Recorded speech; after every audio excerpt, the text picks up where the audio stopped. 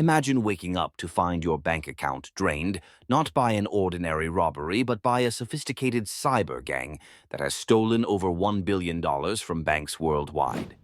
This is the story of Carbonac, the shadowy cybercriminal group that pulled off the heist of the modern era, leaving law enforcement scrambling for answers. How did they do it? Let's dive into the wild world of cybercrime. Over the last 2 years, a criminal cyber gang known as Carbonac has stolen up to $1 billion from 100-plus financial institutions. Experts called it the great bank robbery of the modern era, and for good reason. It all began in 2014 when an employee from a major Russian bank reached out to Kaspersky Labs, claiming their systems were being hijacked. The bank's domain controller, the heart of the entire network, was leaking sensitive data to unknown servers in China. And this wasn't just any server. This was the key to everything. Once hackers gain access to the domain controller, they can control everything. Customer data, transactions, even millions of dollars in wire transfers. The Kaspersky team began investigating. After scouring the bank's systems, they discovered something strange. Screen-sharing software was installed on several computers. No one at the bank had installed it. They began testing their theory and discovered something chilling. When they typed on one computer, it typed back, "You won't catch us." The hackers were spying on them, waiting for the right moment to strike. They had successfully phished the bank's employee, tricking them into opening a malicious email. From there, the hackers installed a backdoor, allowing them to control the system remotely. But this was just the beginning. Through a series of carefully planned steps, they watched, waited, and learned how the bank's employees operated. Then they moved fast, using the SWIFT system to wire huge sums of money to their accounts, while also controlling ATMs, making them spit out cash at will. Money mules helped them move the funds across borders, usually to China and the US. But then they made a mistake.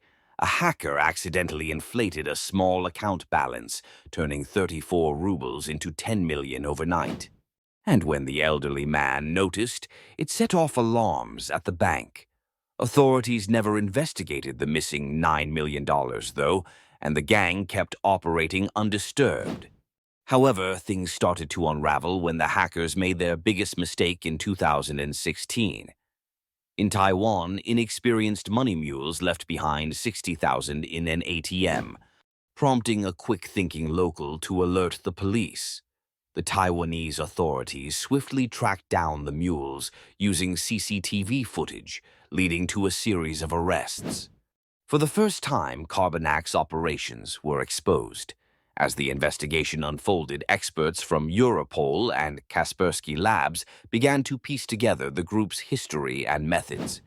They discovered that Carbonac had been targeting banks worldwide, spanning from Russia to the US, China, Europe, and beyond. The stolen funds were often funneled into secret accounts, and the hackers were still active despite several arrests. By 2018, authorities had arrested key figures like Denis K., a Ukrainian mastermind behind the operation, and uncovered assets worth millions, including 15,000 bitcoins. But the majority of the stolen funds were never recovered. And despite the arrests, Carbonac is still active today, now operating under new aliases like Fin7 and Joker Stash, stealing millions every year. The Carbonac hackers are the stuff of legends in the world of cybercrime, smart, ruthless, and untraceable. Their story is a reminder that cybercriminals are not just individuals in dark rooms, but global networks capable of stealing billions. As technology advances, so do the methods of these criminals, and we're left constantly playing catch-up. If you thought your money was safe in the bank, think again. The great bank robbery continues to evolve. What do you think of the Carbonac hackers and their methods? Could this happen to your bank? Let me know in the comments below. And don't forget to like and subscribe for more true crime stories from the world of cybercrime.